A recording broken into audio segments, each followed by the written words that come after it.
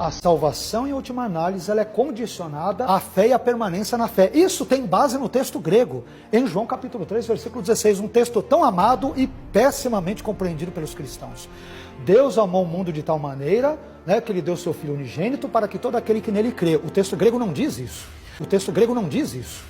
O texto grego diz, para que todo aquele que continuamente nele crê. Eu tenho que crer continuamente nele, porque o verbo grego ali, hopisteuon, ele aparece numa forma participial, o que aponta para uma ação contínua.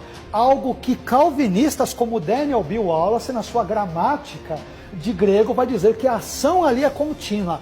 Então, João 3,16 diz, Deus amou o mundo de tal maneira que deu seu Filho unigênito para aquele que perseverantemente, continuamente crer nele, não pereça. Olá meus amigos, tudo bem? Você acabou de ver o vídeo de Carlos Augusto Vailate, onde ele mostra que João capítulo 3, versículo 16, não está traduzido da forma correta, né? Porque ele fala ali no vídeo que não deveria ser dessa forma aqui, ó, como está, por exemplo, em praticamente todas as Bíblias, ó. Eu tô com a João Ferreira de Almeida aqui, mas pode abrir em qualquer Bíblia aí, né? Fala assim, ó, porque Deus amou tanto o mundo que deu o seu Filho unigênito para que todo aquele que nele crê não pereça, mas tenha vida eterna. Então ele mostra que a palavra que é usada para crer, ela não é uma palavra simplesmente que demonstra ter fé, mas é ter fé com continuidade, é continuar a ter fé, né? E olha que interessante, muitas pessoas têm aquele costume, né, de criticar a tradução do Novo Mundo das Testemunhas de Jeová, que é essa Bíblia aqui, tá? Olha só, tradução do Novo Mundo das Testemunhas de Jeová. E olha como é que ela verte o texto, ó. Porque Deus amou tanto o mundo que deu o seu Filho unigênito para que todo aquele que nele exercer fé não seja destruído, mas tenha vida eterna.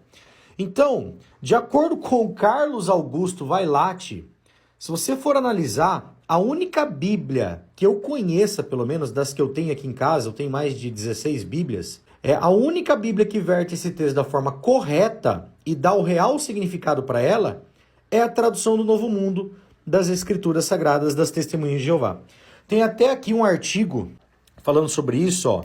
Nele, exercer fé. Nele, acreditar para dentro. Ó. O verbo grego usado aqui é pisteuo, relacionado com o substantivo pistes, geralmente traduzido como fé. E tem o sentido básico de acreditar, ter fé. Mas ele pode ter diferentes variações de sentido, dependendo do contexto e da construção gramatical. O verbo pisteuo muitas vezes indica mais do que simplesmente acreditar ou reconhecer que alguém existe. Ele inclui a ideia de fé e confiança que levam alguém a obedecer. Em João 3,16, pisteuo é usado junto com a preposição eis, para dentro. Falando sobre essa passagem, o estudioso disse, entende-se que fé seja uma ação, algo que os homens fazem, depositar fé dentro de alguém, tá vendo? Então, de acordo com isso, a tradução do Novo Mundo traduziu esse texto para exercer fé e não simplesmente para crer. E é interessante que ele fala que esse texto é muito mal interpretado pelos cristãos. Um texto tão amado e pessimamente compreendido pelos cristãos. Como é que os cristãos vão interpretar esse texto da forma correta se as Bíblias que eles utilizam não traduzem da forma correta? E depois criticam a tradução do Novo Mundo, hein? Pense nisso.